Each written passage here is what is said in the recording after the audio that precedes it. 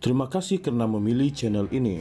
Sebelum kita mulakan video ini, sila pertimbangkan untuk menekan butang like, share dan subscribe dan aktifkan butang lonceng anda agar anda sentiasa mendapat info-info percuma pada setiap hari dari channel kami. Dan tinggalkan komen anda kerana komen anda amatlah dihargai. Terima kasih. Mahkamah Tinggi hari ini menolak permohonan Datuk Seri Anwar Ibrahim bagi merujuk 8 persoalan undang-undang kepada Mahkamah Persekutuan. Antaranya sama ada Perdana Menteri mempunyai imuniti daripada tindakan saman. Anwar memohon Mahkamah Persekutuan menjawab persoalan termasuk sama ada mengikut perkara 39, 40 dan 43 Perlembagaan Persekutuan seorang Perdana Menteri yang sedang memegang jawatan menikmati kekebalan terhad daripada tindakan saman berhubung dakwaan perlakuan peribadi yang berlaku sebelum pelantikan beliau. Rujukan persoalan undang-undang itu adalah berkaitan saman sivil yang difailkan bekas penyelidiknya Muhammad Yusuf Raute berhubung satu insiden yang berlaku sebelum Anwar menjadi Perdana Menteri.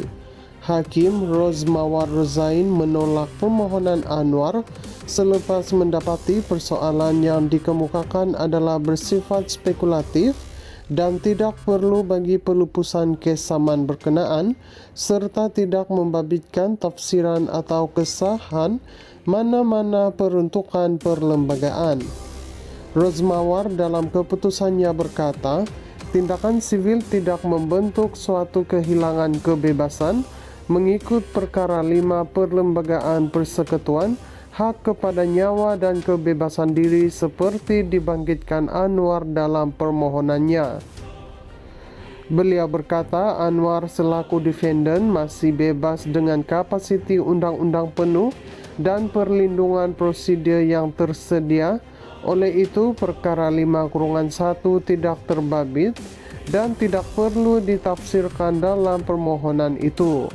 Menurut Rozmawar, perkara 8/1 kesemarataan di sisi undang-undang pula berfungsi sebagai pelindung dan bukan pemberi kekebalan, di mana ia menjamin layanan samarata di sisi undang-undang dan bukan pengecualian daripadanya.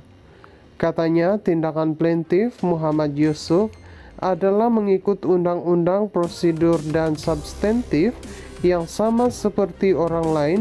Oleh itu, tiada isu tafsiran sebenar yang timbul berhubung perkara 8/1 untuk dirujuk.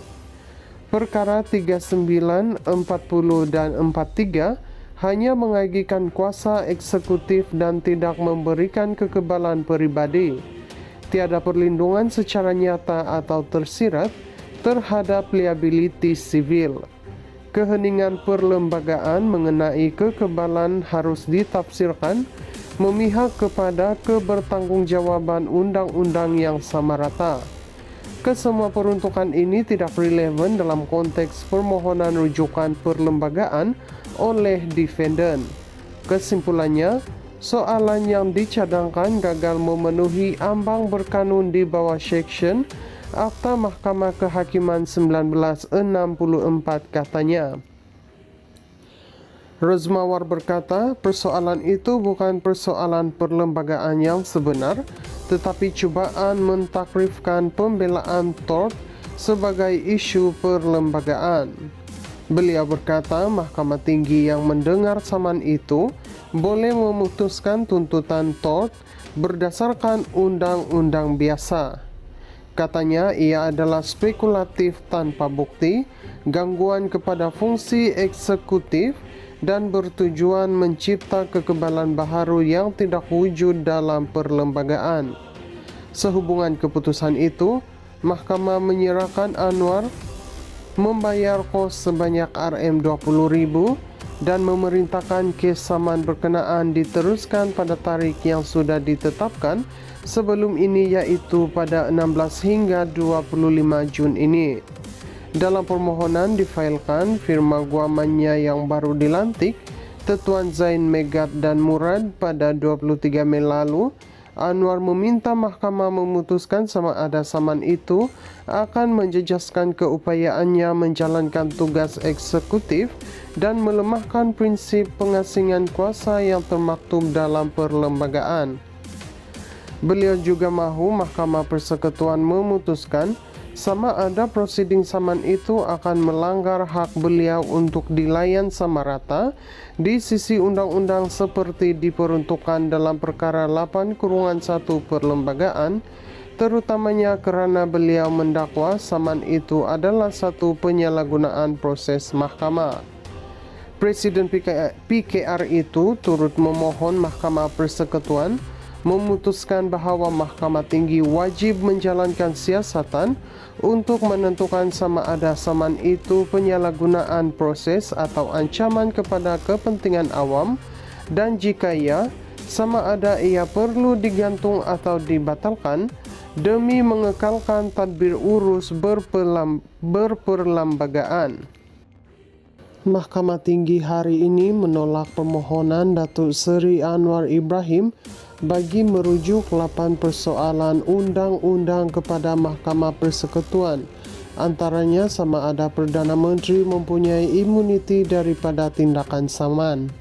Anwar memohon Mahkamah Persekutuan menjawab persoalan termasuk sama ada mengikut perkara 39, 40 dan 43 Perlembagaan Persekutuan, seorang Perdana Menteri yang sedang memegang jawatan menikmati kekebalan terhad daripada tindakan saman berhubung dakwaan perlakuan pribadi yang berlaku sebelum pelantikan beliau.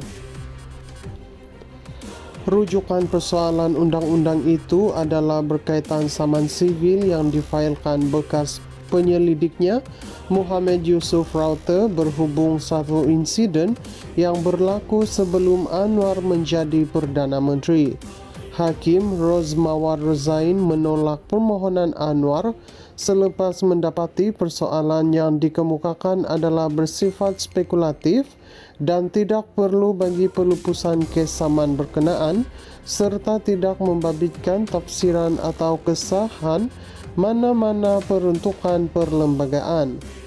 Rozmawar dalam keputusannya berkata, tindakan sivil tidak membentuk suatu kehilangan kebebasan mengikut perkara 5 Perlembagaan Persekutuan, hak kepada nyawa dan kebebasan diri seperti dibangkitkan Anwar dalam permohonannya. Beliau berkata Anwar selaku defendant masih bebas dengan kapasiti undang-undang penuh dan perlindungan prosedur yang tersedia. Oleh itu, perkara 5/1 tidak terbabit dan tidak perlu ditafsirkan dalam permohonan itu.